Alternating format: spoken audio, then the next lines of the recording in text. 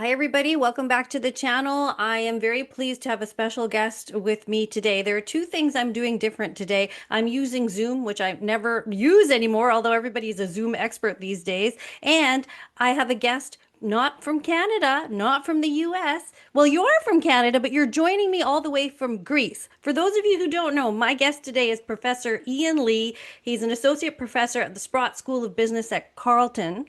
He has extensive business experience.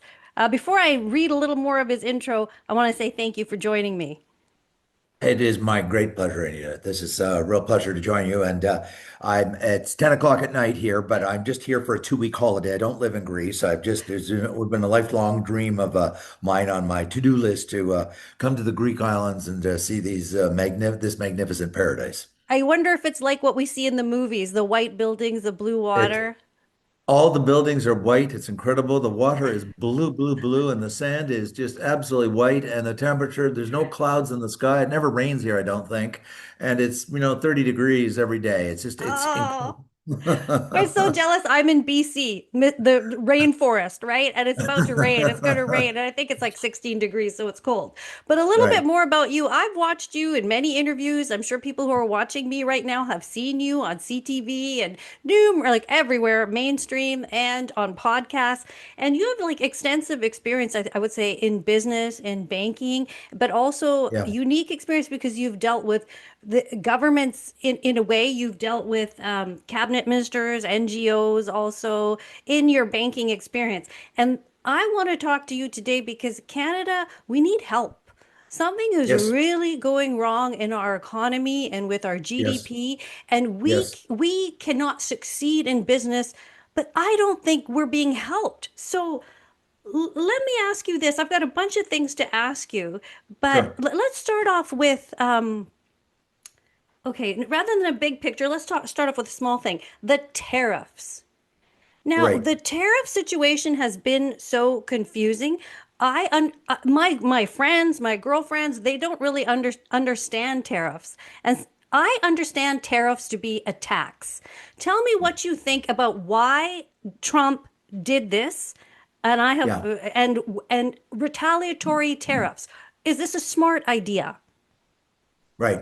Okay. Great stuff. And I appreciate this. And yes, I did work in banking before I went back to grad school. All throughout my 20s, I worked for 9 years in banking, lending millions of dollars to small and medium-sized enterprises, as well as nonprofits, and as well as what we now call high net worth individuals. I had 1/3 of Pierre Trudeau's cabinet on my books in his last administration. So I was at that tail end. I was at the bank when interest rates hit 20%. And I was in Ottawa. Hmm. And so I was dealing with people from the Bank of Canada, for example. And then my PhD, I focused on macro government economic decision making, trade Wow. agreements, tariffs, taxation, capital gains tax, that sort of thing. And so I've had a long, long interest in this. So directly to your point, tariffs are a tax, plain and simple for everybody. Don't get bamboozled by any politician who starts wrapping themselves in the flag and telling them they're doing this for you and for Canada. Okay, a tariff is a tax, and it's a tax on the people of the country that impose the tax. For the obvious reason that Canada cannot go into the United States and impose taxes on Americans any more than American government can come into Canada and impose taxes on Canadians. Now, the Americans can impose taxes on goods coming into the United States, Canadian goods coming into the United States, but that tax is imposed on Americans. The American government can only tax Americans. The Canadian government can only tax Canadians. So they can put taxes on goods coming into Canada from the United States, Kentucky bourbon, Yeah. or anything that comes across the border. So I think you can see now why I've been so hostile to tariffs. It is called cutting off your nose to spite your face. It is just dumb, dumb, dumb. And we have known this for 250 years. Adam Smith, the father of capitalism, 250 years ago, talked to us and taught us about the what Hmm. tariffs do to an economy. And I should disclose, note Hmm. that until the 20th century, tariffs were the principal source of revenue for governments around the world. It didn't matter what government, ancient Hmm. Rome or Egypt or modern times, up until the 20th century. What happened in the beginning of the 20th century? I think we all know. Sometime in the middle of the First World War, the governments discovered the income tax Yeah. and both personal income tax and corporate income tax, and they're now the single largest source of government revenues in most countries, certainly in Canada and the United States. Personal income tax revenues are 50% of the total revenues of the government of Canada. Okay, Yeah. so there's that out of the way. There's So that. Yeah. Oh, so the can I reason, interject with one little thing? For you sure, just made me think of something. Ayn Rand. She's an yes, author, and I heard yes. her say in a clip from, oh, must have been in the 60s. She just said, if you want my tax, you should get my permission. You need my permission to the government. If you want to build this road, you should have my consent for the tax. And boy, oh Yes, boy, do I ever yes, think that's a great yes. idea. But it doesn't work like that. They just take the tax.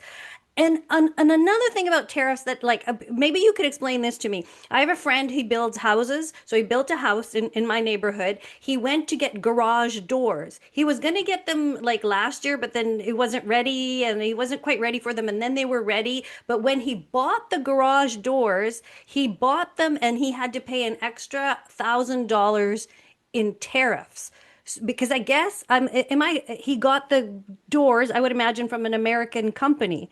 If he got the And steel from Canada, he wouldn't like obviously have to pay the tariff. That's right, isn't it? Like, that is correct. That yeah, is correct. And so some people argue, well, look, tariffs, and Donald Trump's making this argument. Look, tariffs are cool because it gets everybody to buy our stuff instead of the other guy's stuff.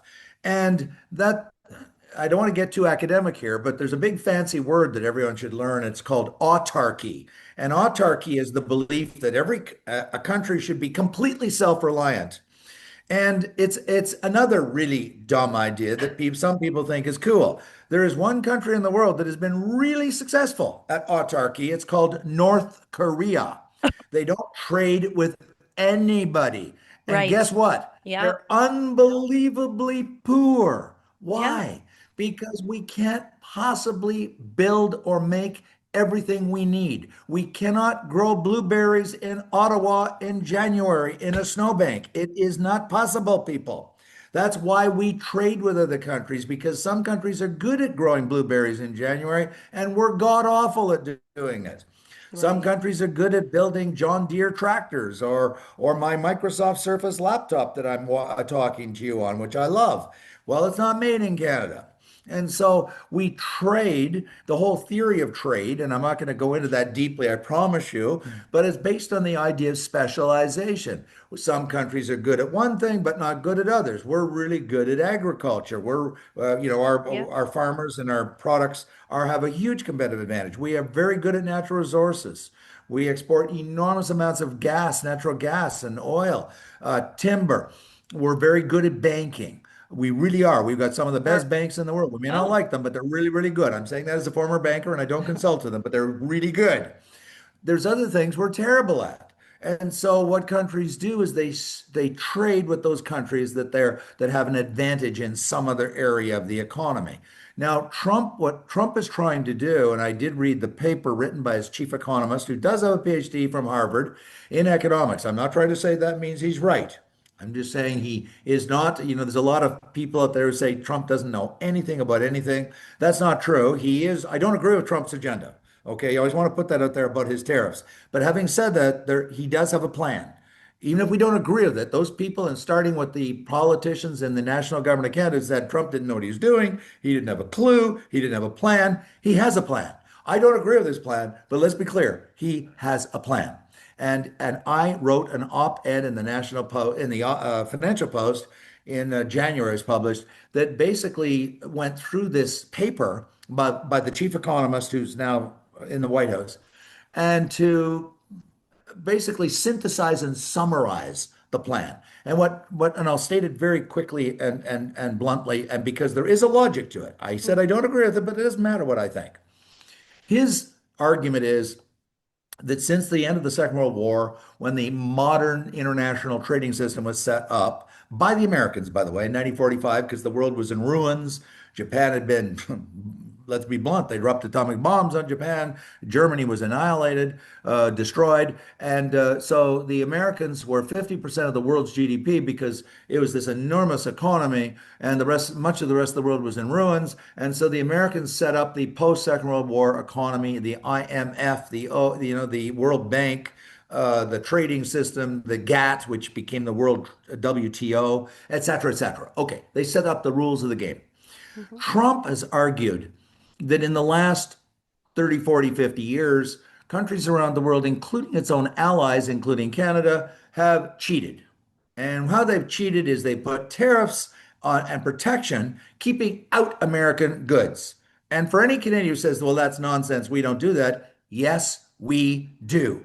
We have an act of parliament called the Broadcast Act, the Telecom Act, that prohibits American telecom phone companies coming into Canada. So what we've created is a nice cozy monopoly of three companies.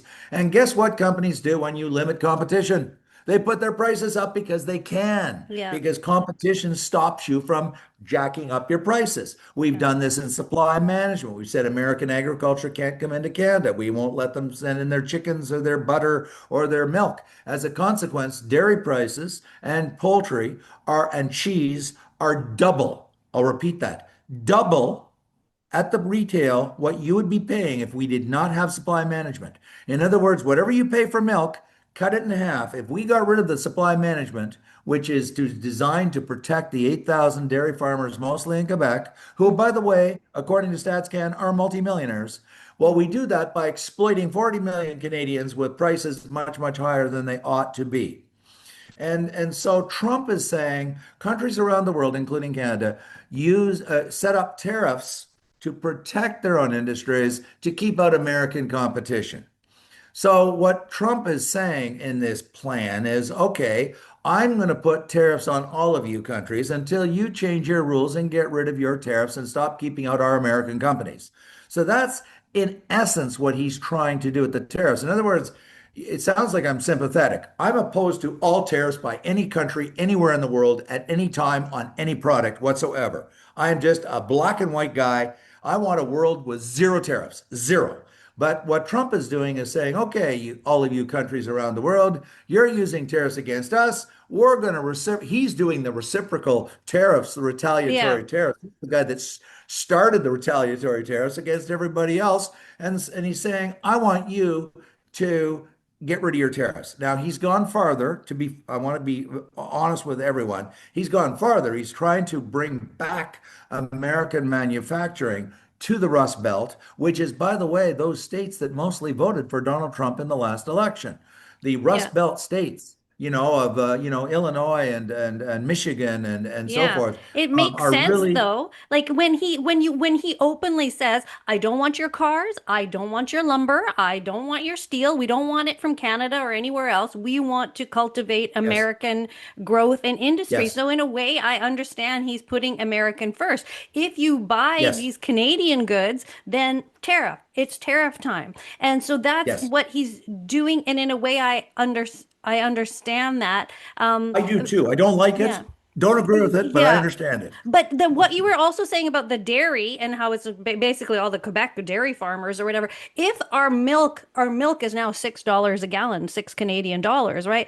If we traded more with America, wouldn't everybody just would that be better for the Canadian market? Like, wouldn't we just be buying American dairy then instead because the Canadian one would be so overpriced, or would that level it out better And if we? you're absolutely right, but Yeah. that's never bothered me. Let me explain. Oh, okay. I go into the grocery store and I buy blueberries. Well, they're not Canadian blueberries. They come from, I don't know, Mexico or Central America. I buy my Microsoft Surface laptop, which I believe was built in the United States. Doesn't bother Yeah. me. I fly on Boeing airplanes, and I've talked to Canadians who say, well, we've got to protect the Canadian airline industry or we'll lose our Canadian identity. I said, this is a load of nonsense.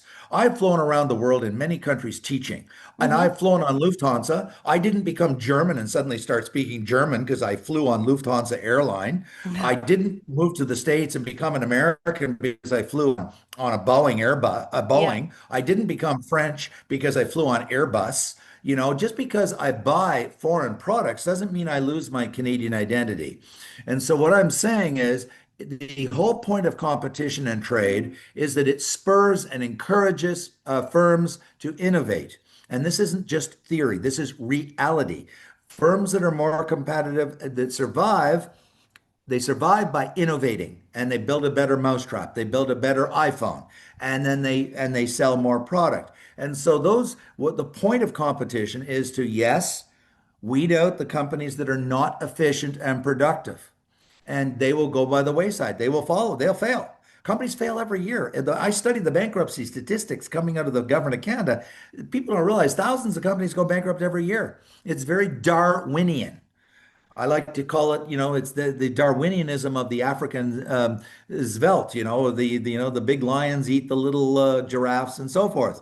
And in the process, and we know this from the last 200 years, we've gone from unbelievable poverty for thousands and thousands and thousands of years. In the last 250 years, our wealth has just gone through the roof. It's just skyrocketed in the last 250 years because of competition, because of trade. To your question, Hmm. if we get rid of supply management, then Canadians will be able to buy American milk and cheese at much lower prices. So then Canadian companies will have a choice. Guess what? They'll have to innovate and drive down their costs and become more competitive. That's Right. what Australia did, and that's what New Zealand did. They got rid of they were the only three countries in the world that had supply management. And in the late 90s, late 1990s, Australia and New Zealand decided to get rid of supply management. And everybody said, including the farmers, oh my God, the farmers are going to all vanish from Australia. There'll Yeah. be no more farmers doing milk and dairy. Opposite happened. They started to innovate and come up with all kinds of new products, dairy products and yogurt products and so forth. And the dairy industry in those two countries is doing very, very well because the competition from foreign competition motivated them to get their act together and to become dynamic and efficient and competitive instead of hiding behind Wow. high tariff walls. Wow. That's huge. That's a huge It's sort of huge. revelation and a new way of thinking, right? And, It is. competition does breed maybe creativity, right? In a way. Exactly. And okay, so we get that. And so so again, I can take your point that retaliatory tariffs are dumb. Because so for whatever Carney's trying to do, well, you tariff me, I tariff you. I think that should Canadians understand that as that's punishing us. Exactly. That's all it is, right? And it And reduces yeah. our less money because now, unless somebody out there listening to this says, I love to pay taxes to the government. I don't. I'm one of those crazy people that don't want to. I want to have more money in my pocket so I can buy a new car or a used car or a new laptop or go on a holiday to the Greek islands. Whereas if they're taking more money out of my pocket, that leaves less money for me to spend on the things I want to spend it on. And that Yes, applies to everybody. I know, but the media paints it as, oh, look at Carney standing up to big bad Trump. Oh, he's so tough. He's going to stand up for us. And that's not what it is. If the media No. told it right, and if the media could explain it Yes. properly, then the Yes. mindset would change, and people wouldn't That's be right. this kind of cuckoo kind of elbows up type of thing. And That's right. sometimes, we're having a big That's right. problem with our auto industry in Canada. They're trying to push EVs so hard. I don't want an EV. I don't like EVs. They give me headaches. I would need a medical exemption, right? I cannot sit in one of those cars. And we're pushing EVs and pushing our auto sector. And I think I've heard you say before in another podcast that we're not really growing the natural things that we have. Potash, lumber, gold, minerals, oil, gas, timber. Yeah. Why are we not soaring through the roof, rich as Exactly. hell because of this? Exactly. This is exactly my point. And I just want you to know, and your listeners know, I do not consult to anybody. I do not consult to oil or gas or potash or timber, etc., nor do I have investments in them. I've studied the StatsCan data, the trade data for years. So this isn't theory I'm giving you. I'm giving you reality, reality. Our number one, in fact, 7 of our 10 largest export industries in this country are not, as many people think, manufacturing. It's not. Our 7 of our top 10 export industries are natural resources: timber, oil, gas, potash, nuclear fuel for uranium fuel for nuclear reactors. And we have a comparative one because people write me all the time say, well, if we don't do retaliatory tariffs, what are we supposed to do? I have an answer. Start developing our natural resources much more aggressively. The last government for 9 years tried to suppress and stop the development. They put the carbon tax on. Yeah. They've got caps on the production of oil and gas. They were stopping pipelines and on and on and on.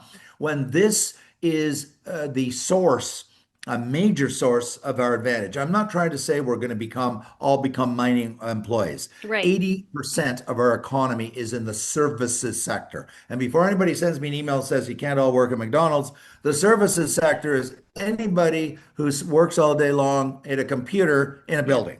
If Right. you are on, I am in the services sector, it's called education. You are in the services sector called broadcasting. Mm-hmm. Public servants and bureaucrats are in the services sector called government. People that work in healthcare.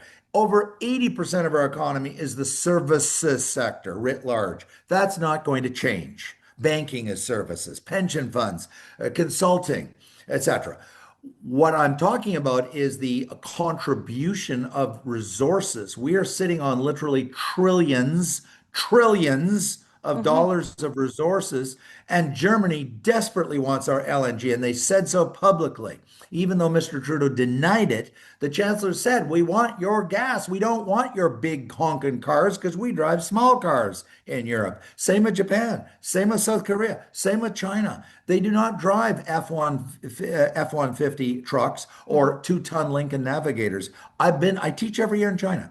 I've been to Europe many, many times. I'm in Europe right now. They just Mm-hmm. don't drive those great big cars. I'm not against them. I'm just saying they don't drive. The idea that we're going to start exporting these big cars and trucks and start exporting them to these countries is nonsense. It Mm-hmm. is nonsense. They want our potash. They want our Yeah. timber. They want our oil. They And want what our are we gas. doing about it in Canada? Well, We for said nine no. years, we've been trying to suppress it and prevent And development of this why? enormous Why are we resource. doing that?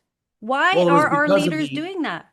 I argue, it was the ideological green, the green ideology of Mr. Guilbeault and Mr. Trudeau that caused them to develop this very short-sighted set of economic policies that drove down our productivity, drove down our average income per capita, drove down our standard of living because of this ideology. And Okay. we are already, one more point, Oh Anita, yeah. because we'll say, well, we got to have a clean environment. I've been around the world. Our environment, our natural resource companies are some of the cleanest and most dynamic and innovative companies in the world. They have invested billions and billions in the latest cutting edge clean development, clean natural gas. I mean, compared to other countries in the world that are positively dirty, we Yeah. are very clean. So this I believe you. nonsense that Yeah, Guilbeault goes around saying we're dirty, dirty, dirty. we're He is not. wrong. He's We are wrong. not. We have Thank some of the you. highest environmental standards in the world. We are so clean. You need carbon in the atmosphere. There was a recent study that I just did a little story on that we have natural stores of carbon in our landscape and in our soil already. We are already net zero. We are already as clean as we could possibly be. This is not damaging to the environment. It's damaging to the economy. And we want oil and gas, and we should be selling to Germany and all this stuff. So the fact that Guilbeault and Trudeau and Carney are doing this climate, this climate sort of like they're the saints of the climate. Do you buy this? Or what is the real reason No, and they're, I'll tell I think you, they're but pretending. I want to be very, very clear on this for your listeners. Why they were wrong, and of course they would say that's your opinion. I do my research. I am evidence-based. I do study government documents. I do study StatsCan. I do study the International Energy Agency, which does produce the figures of countries around the world in terms of what their energy supply and sources are. Germany Hmm. uses 20% of its energy is used by coal, is produced by coal. Right.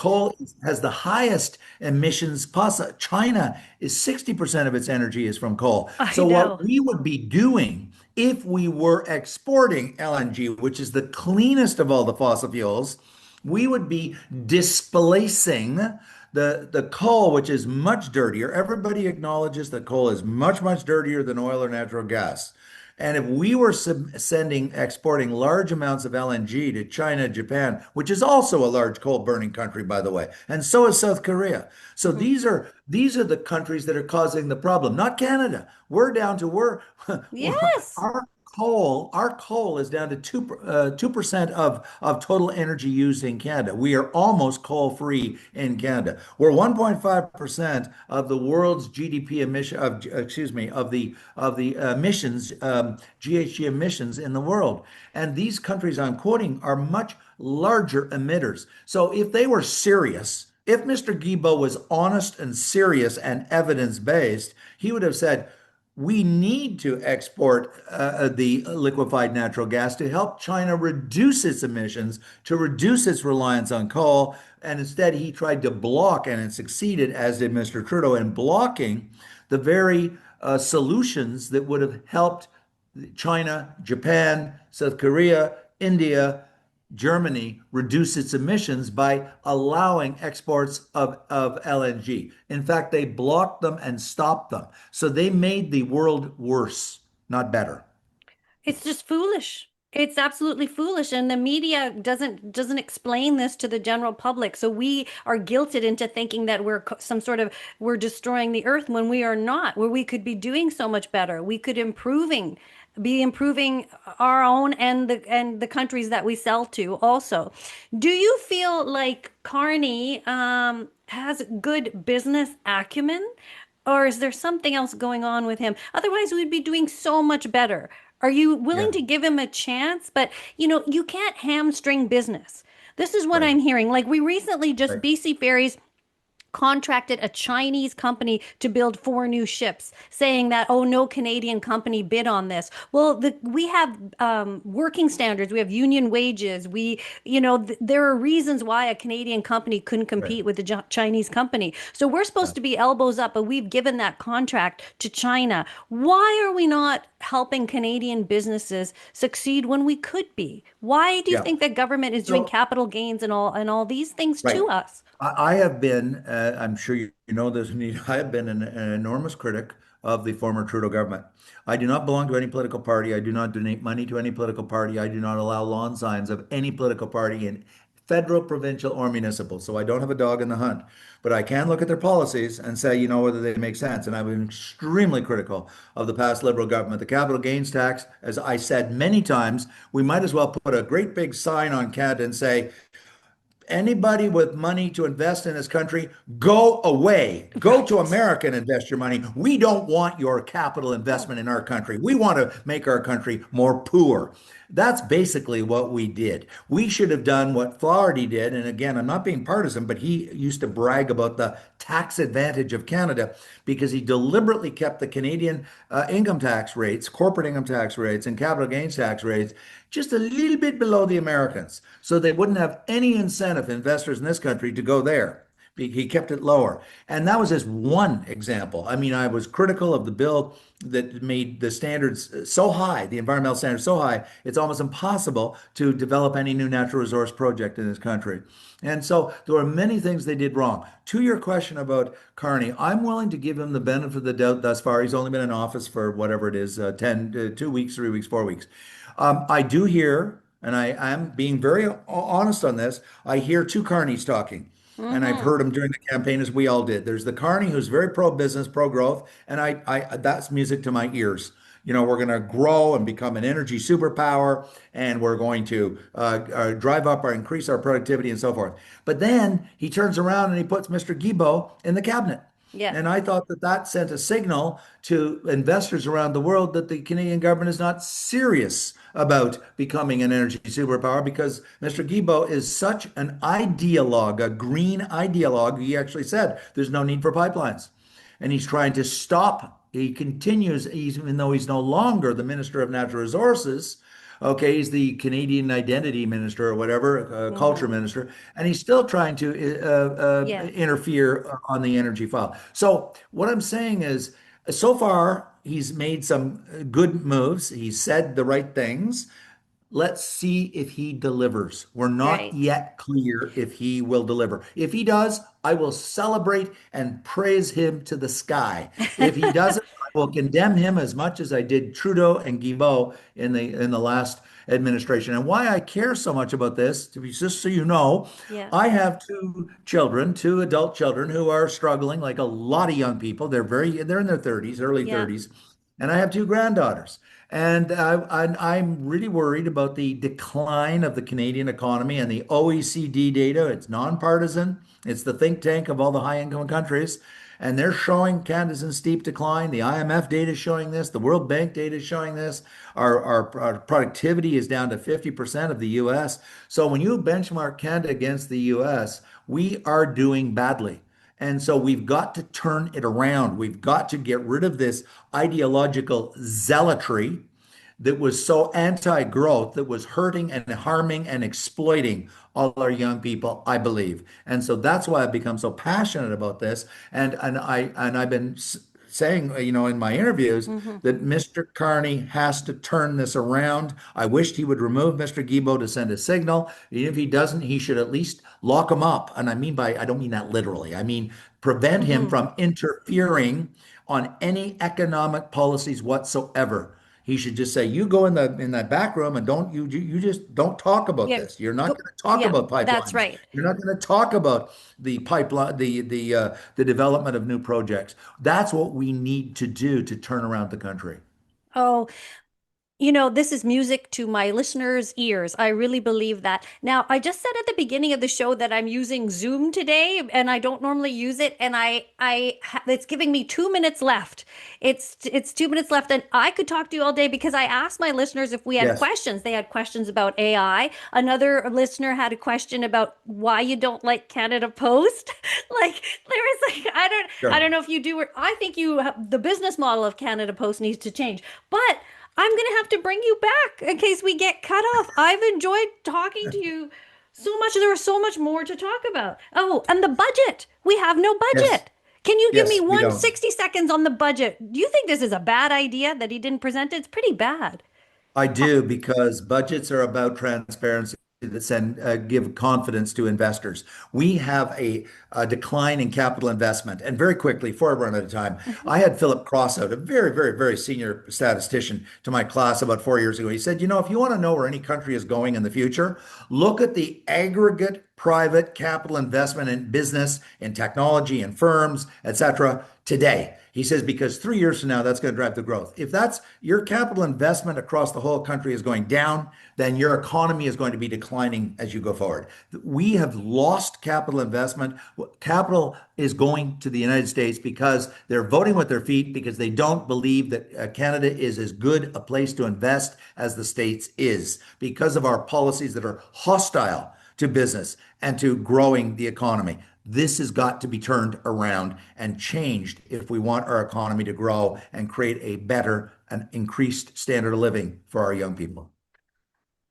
So well said. Professor Ian Lee, thank you so much for making the time for me today. Your words, we've got to share this video far and wide, Thank you so much because people need to hear this. Thank you for making the time, and I hope I can speak with you again another Yes, yes, time. that'd be my pleasure. My great Thank pleasure. And you. thank you for inviting me. Oh, Thanks. thank you. And thank you guys for watching. Take care.